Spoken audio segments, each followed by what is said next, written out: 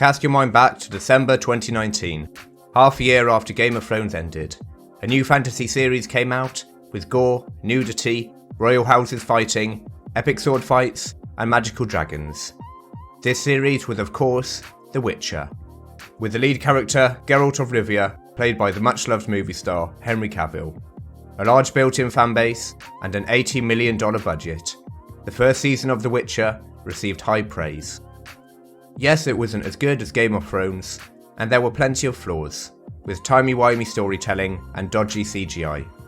But Season 1 of The Witcher was an undeniable success for Netflix, keeping book Witcher fans happy-ish and acting as a great introduction to the Witcher universe for newcomers.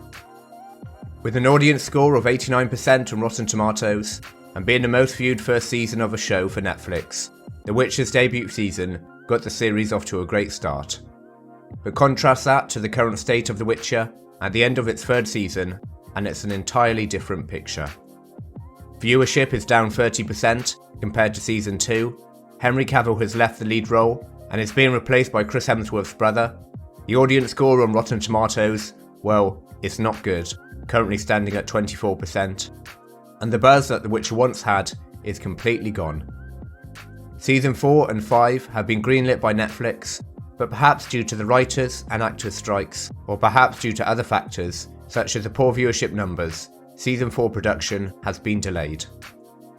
And I would certainly not be surprised if Season 4, or even Season 3, is the last season of The Witcher we get. So just what happened? Where did it all go wrong for The Witcher? And what lessons can executives at Netflix learn from the sad decline of the once very popular show? Be warned, there are spoilers ahead for Season 3. Issue number 1. Too much, too soon. Season 1 of The Witcher came out in December 2019, and Season 2 came out in December 2021, so a normal, if not slightly extended break of 2 years between the first two seasons. But in between Season 1 and 2, we had the animated Witcher film, Nightmare of the Wolf. And between Season 2 and 3, we had The Witcher Blood Origin. So in under 5 years, we've had one spin-off, one animated film, and 3 seasons of The Witcher. And Netflix have announced that they are working on another animated Witcher film, a wrapped spin-off, following the adventures of the young group Ciri comes into contact with, and a kids and family series set in a Witcher world. Yes, you heard me right, a Witcher series made for kids. That'll be interesting. This schizophrenic approach to creating a Witcher extended universe feels so rushed. And like Star Wars and the MCU, with their many Disney Plus shows, mass quantity often leads to reduced quality. And with The Witcher Blood Origin, we most certainly didn't have quality. Blood Origin made the already annoyed fans after a poor Season 2 of The Witcher even less pleased, and it was a complete failure. It is in fact the worst reviewed fantasy show of all time on Rotten Tomatoes, receiving a 13% score from audiences and a 30% score from critics. And with Netflix implicitly acknowledging that Blood Origin was not of the best quality, they released it on Christmas Day, and sized it down from its original 6 episodes to just 4. Issue number 2. Straying away from the source material. Adapting books to the visual medium, whether that be film or show, is always a tricky balancing act. Take Lord of the Rings for example. Peter Jackson left out key characters and events, such as Tom Bombadil and the Scouring of the Shire. But yet most fans of Tolkien's books still enjoy the films, because there is clear love for the source material. So Lord of the Rings is an example of an adaptation that maintains the spirit of the books, while streamlining it to make it accessible for audiences who haven't read the books.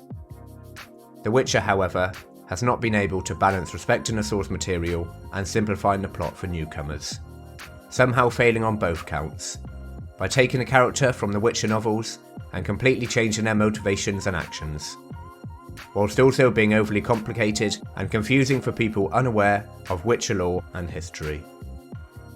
For some quick examples of this, we have Geralt, who is less philosophical and intelligent in the show, and becomes more of a side character than a lead protagonist in Season 2 and 3. We also have the Witcher, Vesemir, who is more of a grandfather figure to Ciri in the books, But in the show, Vesemir is all too happy to make her into a witcher, knowing that this will probably kill her, and their relationship is severely underdeveloped in the show. As for story points, Yennefer betraying and kidnapping Ciri is completely made up for the show, and the Renfri Stragobor conflict episode in Season 1 is another example of oversimplifying pages of exposition to 1 or 2 lines, which makes the story too confusing for watchers unfamiliar with the books, and leaves hardcore Witcher fans thinking, oh, the books did this much better. The Witcher creative team seem to have thought that they knew better than the source material, and changed the Witcher show more in line with their own interpretation, which in turn annoyed the fans. And what makes this worse is that the creative team behind the Witcher show promised to faithfully adapt the books, with showrunner and executive producer Lauren Schmidt-Hissrich saying this in 2021, just before Season 2 was released. It would be a straight adaptation of the books. I think there's just so much material that I don't feel the need to start inventing my own things to keep it going. And after Season 2, Hissrich said the following. Season 2 obviously had there was a lot of controversy about how much we changed. I'm personally with you. Obviously I'm biased.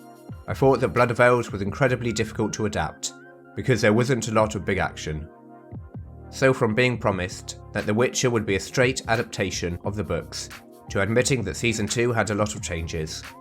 So it's easy to understand why book lovers were so frustrated, as they were promised faithful adaptations numerous times, but were instead given a show more in line with being inspired by the Witcher world, and not a close adaptation. Issue number 3, Henry Cavill's departure. Despite a mixed response to Season 2, fans and critics of the show are pretty much all in agreement that Henry Cavill's performance as Geralt is the best aspect of the Witcher series. In October last year, Cavill announced that Season 3 would be his last season in the Witcher show. This of course was fuel to the fire for unhappy Witcher fans, who were already frustrated with the direction of the series, and now the one actor that was universally praised was now departing.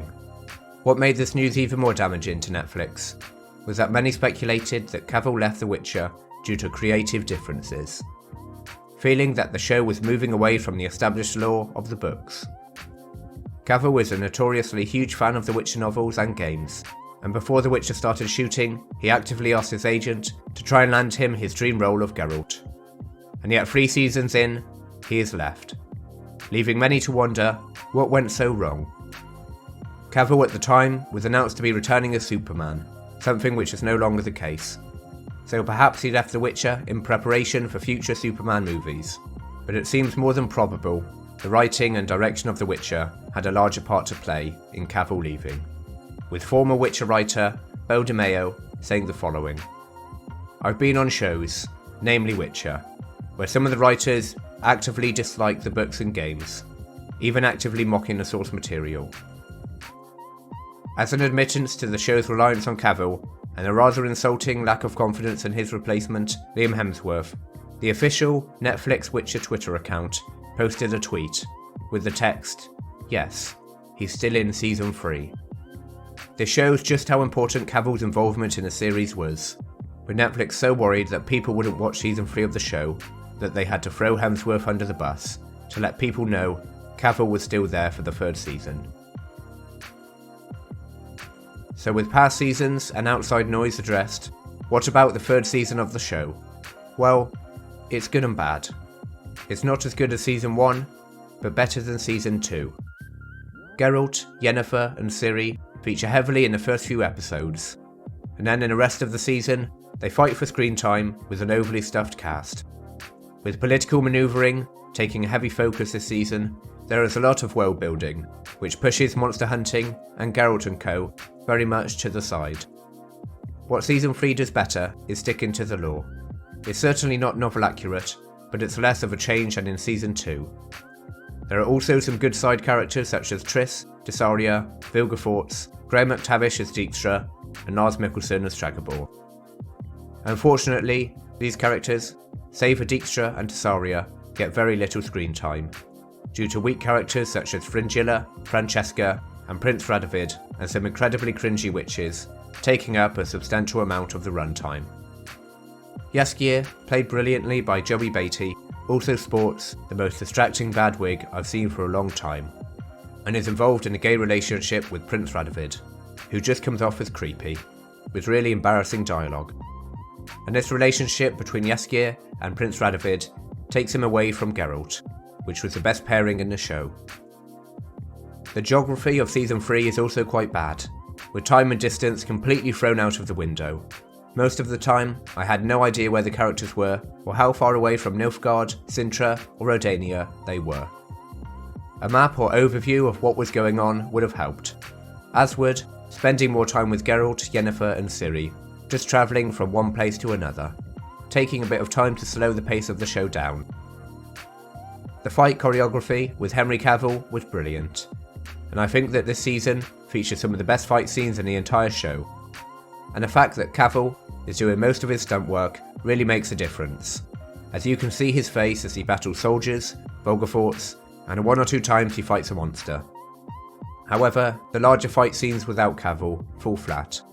You can't really grasp where each character is in relation to one another, and in the last 3 episodes there are way too many moments when one of the leaders is seemingly given up, and then they are told, "We need you, you have to come back and fight," right in the middle of a big battle as arrows fly past them. This happens, I think, about 6 times in the last 3 episodes.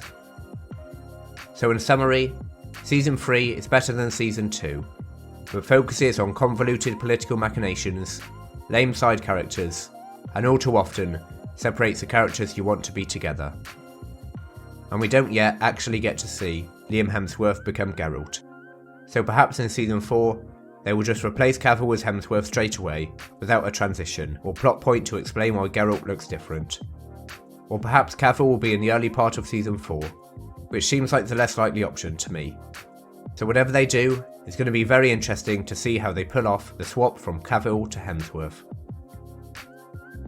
The Witcher's decline came from many factors: story choices in the show itself, and poor decisions made by the writers and producers, with a departure from the source material, a rush to spew out as much Witcher content as possible, adding and focusing on bland side characters, and most importantly, losing Henry Cavill, who was the foundation to the early success of the show in the first place. So what do you think? Are there any other reasons why The Witcher is in decline? Can it recover? And will you be tuning in to Season 4? Let me know in your comments below. If you're new here, then perhaps consider subscribing to Film Club. I review all the major films and shows on their release, as well as the occasional video essay. Next month, I'll be reviewing the Ahsoka show, which will be a real make or break moment for Disney Star Wars, as well as the second Meg film next week. Thank you for watching, and see you again.